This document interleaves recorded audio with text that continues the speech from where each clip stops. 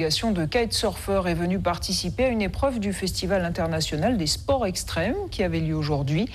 Ce matin à la Pointe Fola, il y avait une régate longue distance attendue des kitesurfers martiniquais.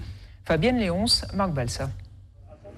Il y avait beaucoup d'inscrits pour cette compétition de kitesurf, compétition qui se déroulait en 2 manches qualificatives de 22 personnes, suivies d'une finale avec les champions de vitesse, semi-pro et professionnels comme Charlotte Consorti. C'est même pas une compétition, c'est plus un truc convivial pour faire la fête, tous se réunir et naviguer ensemble. Limite, je suis amateur, hein, je fais pour le plaisir. Moi, je fais vraiment de la vitesse dans du vent fort et justement, j'ai peur des gros départs avec plein d'ailes, je suis pas habituée.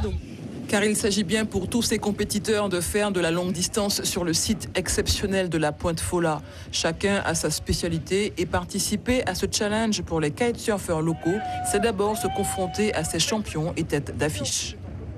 C'est ce qui est sympa, c'est rare dans le kitesurf. Je crois qu'en Martinique, c'est la première édition. En France, il y a une édition qui prend beaucoup plus d'ampleur, où il y a de plus en plus de riders, entre 200 à 300 riders, pour justement naviguer avec les pros. Ils viennent se confronter à nous, et c'est ce qui est convivial. J'espère être dans les 9 premiers. Mais bon, c'est quand même aléatoire, parce qu'on a près de 25 mètres de ligne. Donc il faut faire attention, il ne faut pas trop se coller. C'est pas comme en planche à voile où il y a beaucoup plus de proximité. Là, il faut faire surtout attention aux lignes et aux autres. Sur l'eau, les conditions de vent sont idéales, en moyenne 18 à 20 nœuds. Le parcours en triangle est technique et tactique. Les meilleurs sortent très vite du lot lors des manches qualificatives. Et en finale, c'est sans surprise Alex Kézergue, le triple champion du monde, qui arrive très loin devant les autres.